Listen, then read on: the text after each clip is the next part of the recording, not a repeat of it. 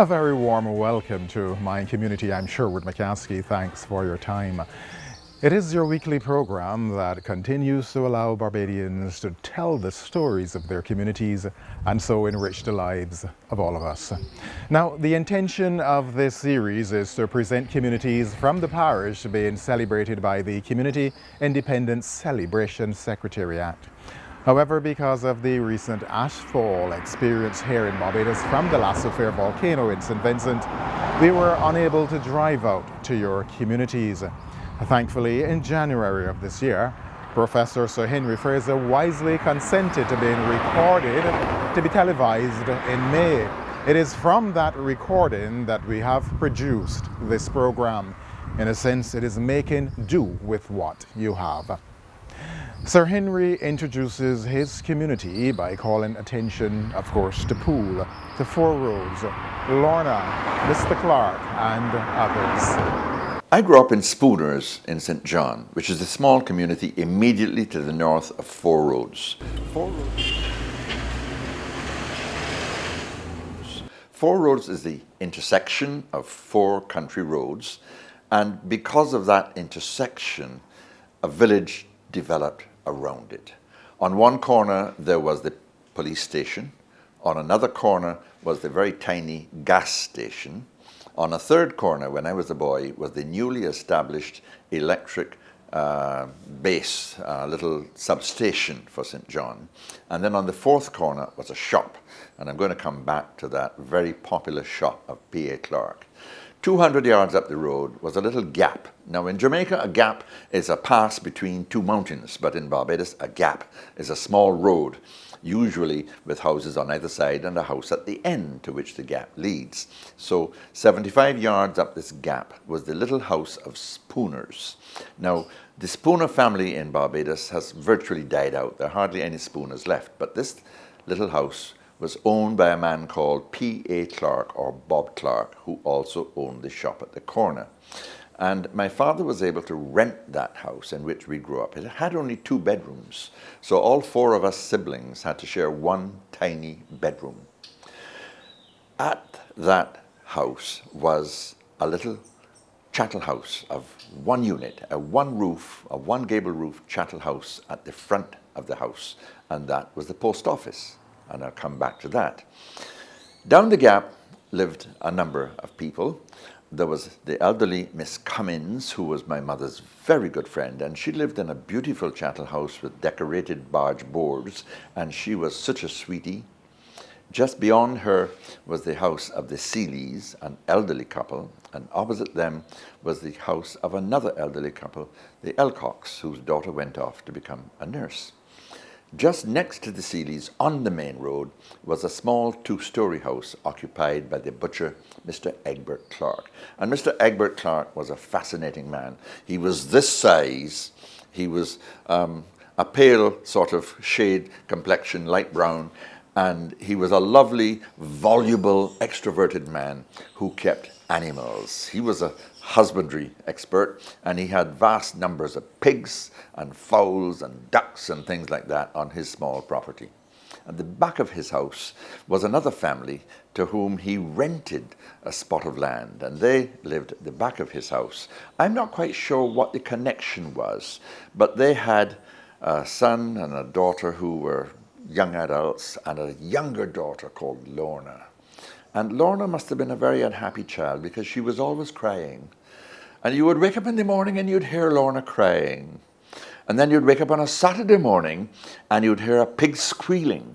And of course, the way the butchers butchered pigs in the old days was to string them up by a rope from the branch of a tree and butcher that poor pig so that the blood drained down. But the process of stringing the pig up was one that drew attention from the entire neighborhood, all up and down, of the squealing of that pig. And you knew when that pig squealed, you knew that later in the morning, or possibly the day before, there would have been someone coming from Mr. Clark to ask my mother whether she would like a leg of pork or if she'd like some pork chops, and if she wanted to order pudding and sauce for Saturday afternoon. So you knew that dinner on Saturday was going to be pudding and sauce. It was it was a fascinating environment to have that kind of scenario right in your front door, virtually. Down the road, beyond the house of Mr. Clark, was another Seeley home, and this was the home that became the home of the very famous headmaster, Mr. Grandison Seeley. And Grandison Seeley was a charming man, and his wife was actually the librarian at the hospital while I was working with the hospital and the university for many years. She was the librarian for the medical library. Beyond her house was another little house occupied by a Mrs. Ingram. And Mrs. Ingram was commissioned to be the telephone operator for the parish of St. John. Now, when I grew up in the 1950s, every parish had its telephone exchange. So her house was known as the Exchange. The Exchange was for exchanging telephone callers to the people whom they were calling. So in her front room was this switchboard, this big thing with all these plugs and rubber tubes and so on. And we enjoyed watching her. We learned a lot about the telephone system because she, of course, knew everything that happened in St. John.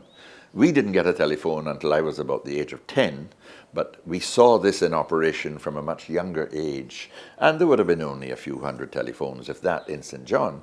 But Mrs. Ingram, as a result of being the telephone operator, would have known exactly what was going on all across the parish of St. John because she had the ears to make the connections. Of course, a very highly sophisticated and sensitive person would not have listened to any conversations, but it was a well-known phenomenon in Barbados that the telephone operators knew everything, and two of my aunts were telephone operators down in Speightstown many years ago.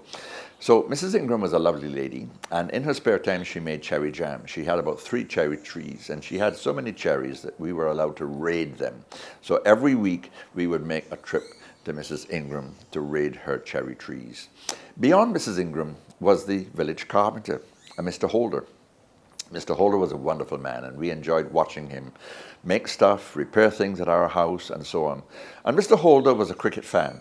He knew everything about cricket in the Caribbean. And I distinctly remember Mr. Holder was very prejudiced against Frank Worrell, because you will remember that Frank Worrell lived some of his early life in Jamaica. And then he went off to university. And then he went back to Jamaica. And Mr. Holder was very incensed by this. He said he's not a true Barbadian.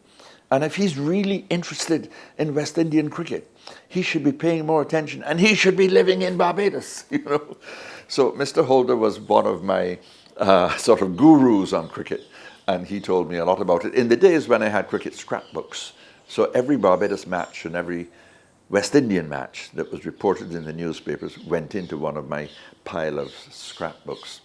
And there were several other houses on the road going down towards Mr. Clark's shop.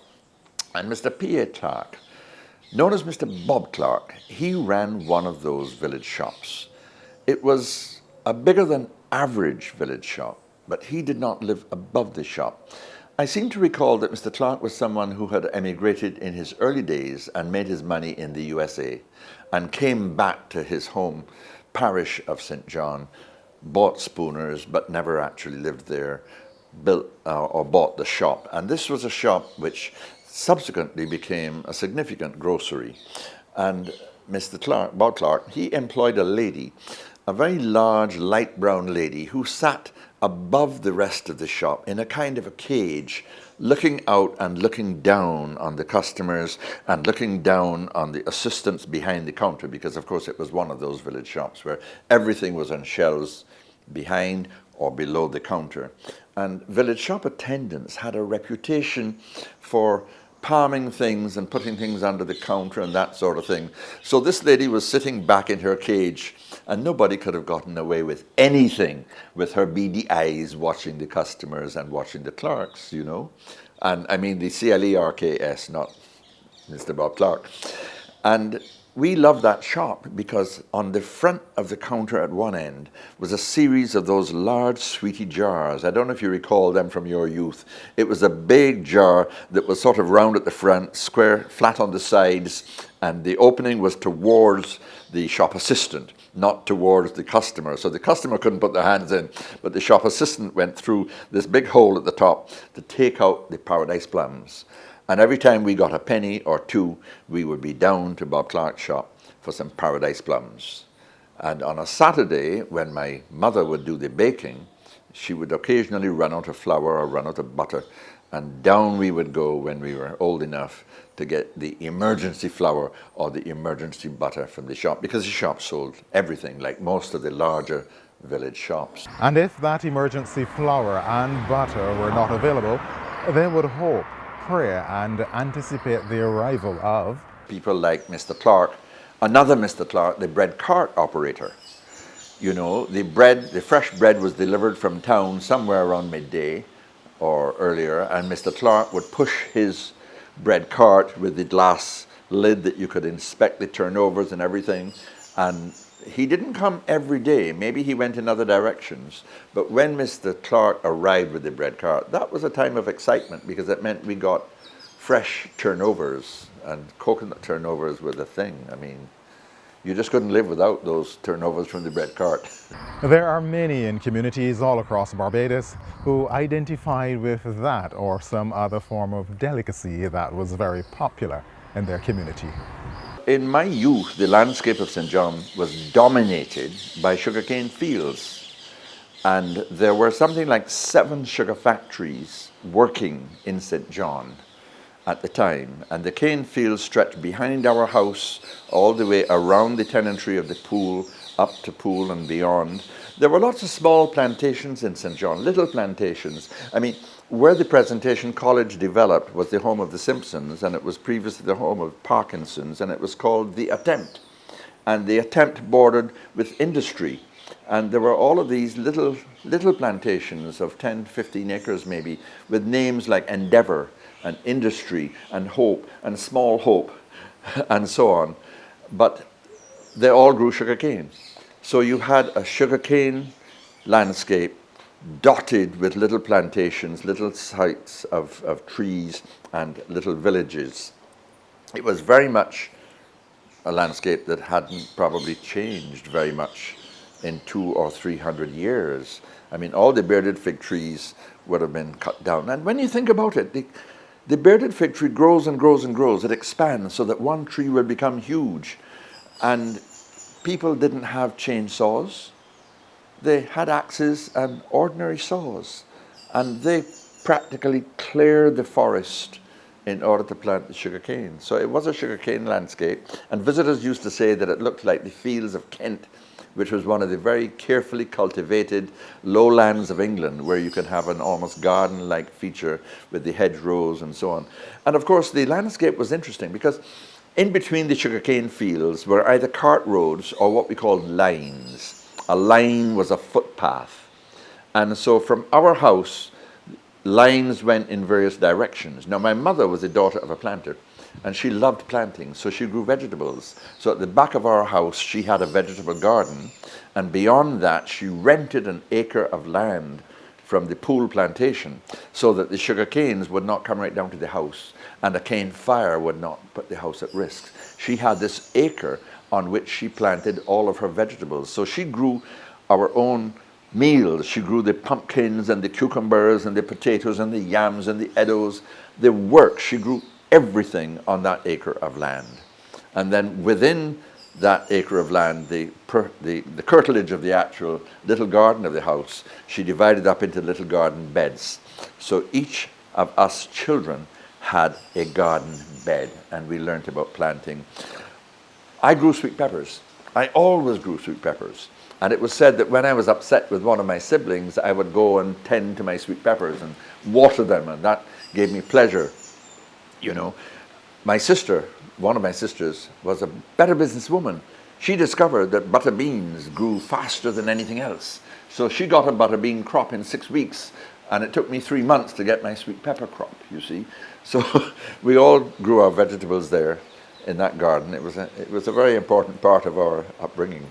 And I suppose that's part of why I love gardening so much. When the Wakefield factory closed and stopped grinding canes, the factory buildings were taken over by the Caribbean Confectionery Company.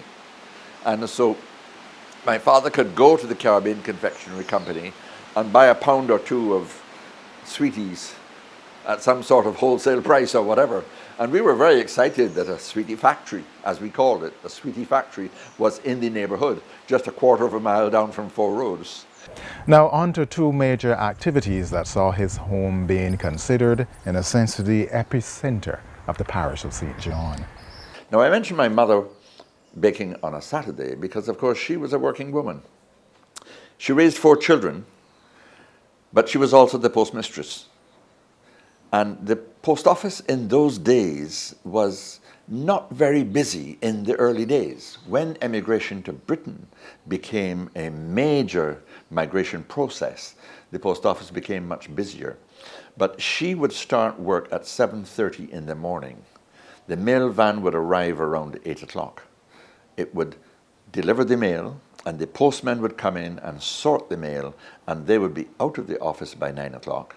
And meanwhile, people would be queuing and standing outside to come into the office, get the stamps, mail the letters, and so on. So by about 9:30, 10 o'clock, the post office was empty. All the business had been done. The postmen were on their morning delivery. They would come back in the afternoon at 2:30, 3 o'clock to meet the mail van arriving around that time. When mail would be distributed, they'd sort it again, and they would do a second delivery for the day. That was the nature of the postal service, 2 deliveries a day. So if something was posted in Bridgetown at 8 o'clock in the morning to catch the morning mail coming out, or 7 o'clock in the morning, or the night before, it was delivered in St. John early morning, by 9 o'clock. It was delivered to the person that day. So all mail delivery, all local mail delivery took place either the same day or the following day in those old days. My mother had the time between like 9:30 and 2:30 in the afternoon, 5 hours in which she taught her children. So we never had to go to primary school because she had spent the first 5 years of her adult life as a primary school teacher. And so she taught us all, and we went straight into secondary school. And so I left home at 8 to go to Lord's School, having never gone to a primary school. So you can imagine that I was a weedy little boy with no street smarts at all when I arrived at Lord's School, because I was so well taught by my mother. But there were other aspects of the post office that were interesting, because the post office had all sorts of stationery that was in use. And when I was sitting in the back on one of the postman's desks, when they had gone off and she was dealing with customers and selling stamps and so on, I would be sketching all of her visitors. And there was one particular lady who was tall and elegant, a lady of your complexion, and she was just my heroine.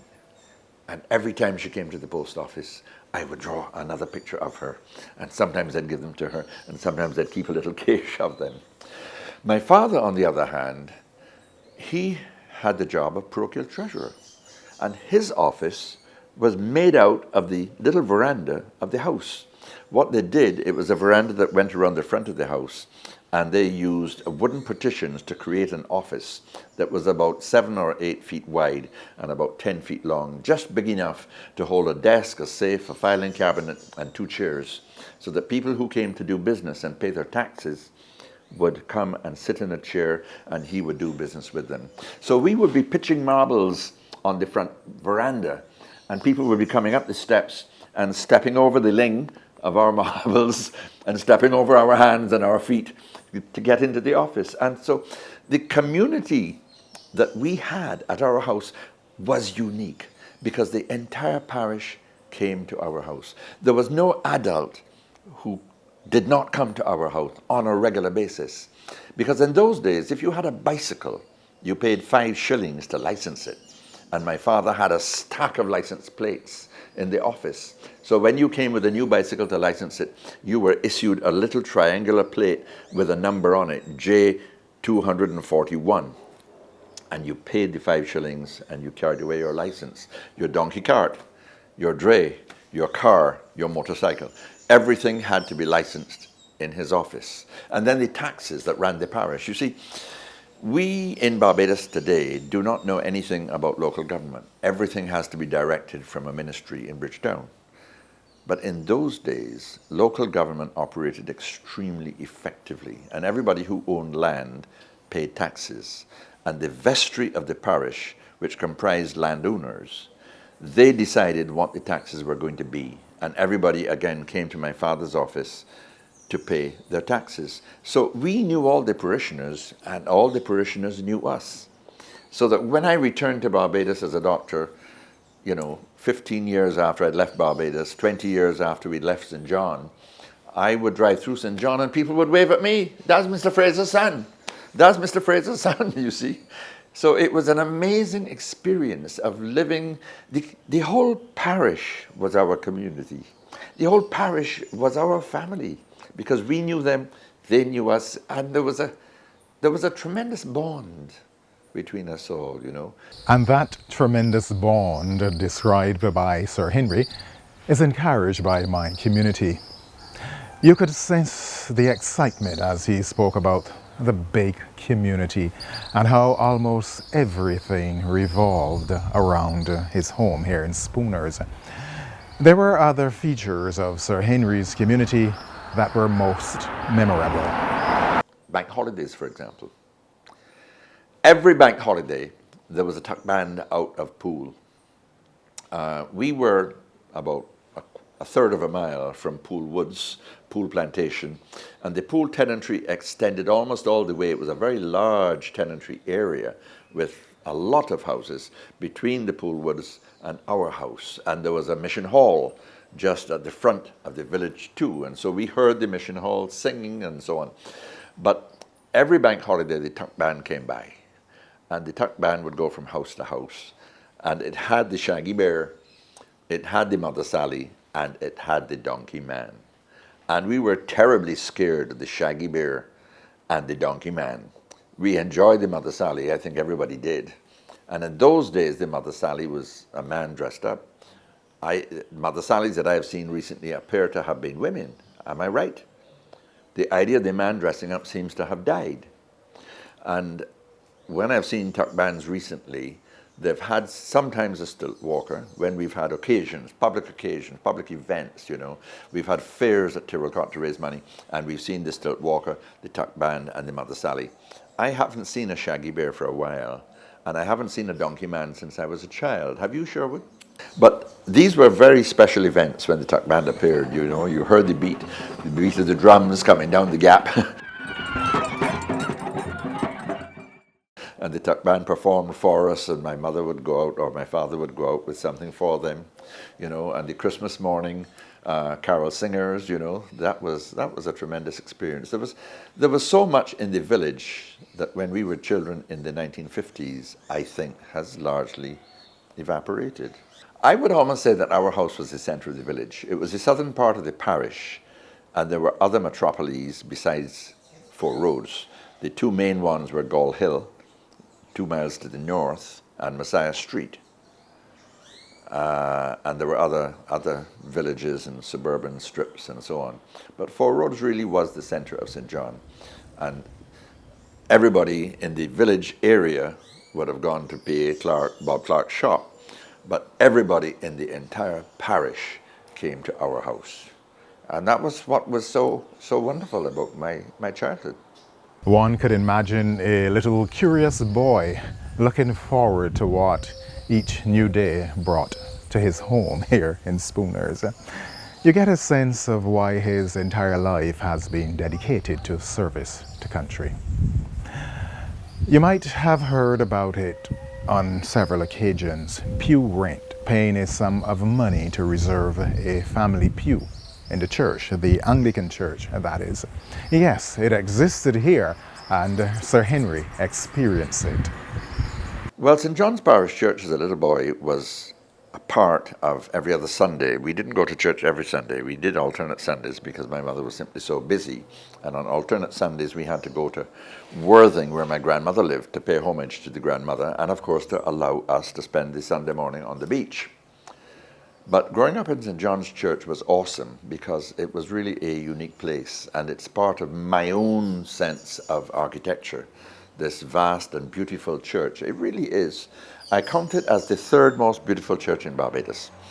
The most beautiful is St. Paul's. St. Paul's is like a wedding cake. and the Roman Catholic Cathedral, St. Patrick's, is absolutely beautiful.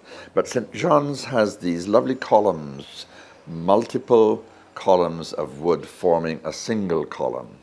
And everything about St. John's is Gothic, the Gothic nature of the spiral staircases in the front corners. We always sat in the middle of the church, or perhaps a third from the front, because in those days everyone paid pew rents. Now the system of pew rents went way back into England, and it spread to New England, to North America, to the Caribbean. And those pew rents provided a major input of funds for the maintenance of the fabric of the church, and possibly contributing, like the collections, to paying the priest and all of that sort of thing, and the people who worked for the church. But the pew rents also served for maintaining what was called the social distinction that was essential in the parish.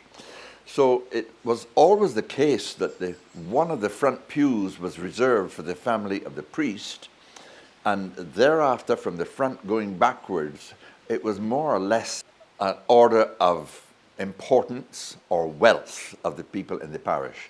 So the biggest landowners, like the Hayneses and the Seeleys in St. John, would have undoubtedly sat in the front row, and the Simpsons. And I recall as a boy sitting in a pew which was around pew number 14, for which my father paid rent.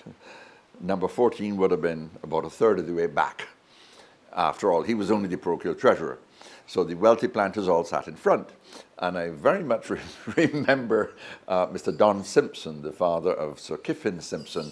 They had a pew in front of us, and I remember as a small boy seeing Kiffin leaving the pew and climbing around the pulpit and things like that while the service was going on. So there were a lot of interesting features of the church. I remember there was a priest, the Reverend Simmons, who was very bossy, and he was like a school teacher, reprimanding members of the congregation if he saw them misbehaving or doing the wrong thing or fidgeting or coming in late. You couldn't come in late with the Reverend Simmons.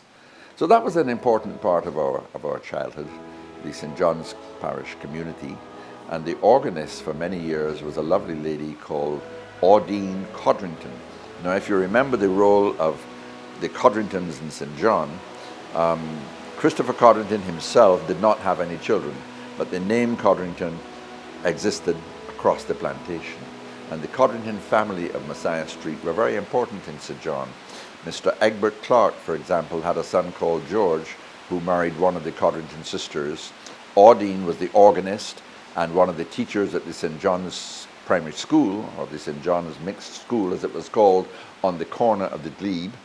And another sister called Ina was our great friend, because she worked in part-time with my father, helping him to send out the tax bills and so on as a part-time secretary in the busy time of the year when they were collecting the taxes. And so she got to know me and all of us very well. And it was said that I was such a weedy child that she helped to save my life when I was almost malnourished because I wouldn't eat as an infant. And so I was always her favorite. When I was a student in England, she would send me a little money in a card to help me to maintain my lifestyle as a student when I was a very poor Barbados scholar trying to eke out a living on very little money. So that's the story of St. John's Church, the story of St. John, some of the people in the neighborhood, the people we were close to, the people we admired. And that is exactly what this program, My Community, is all about. Allowing Barbadians to tell the stories of their communities and so enrich the lives of all of us. Thank you very much, Sir Henry. This week, the spotlight fell on Spooners and its association with Poole, Four Roads, and the Church of St. John, all as seen through the lens of Professor Sir Henry Fraser. I'm Sherwood McCaskey. Thanks for your time. We will be back next week at the same time. Until then, it's goodbye for now and every blessing.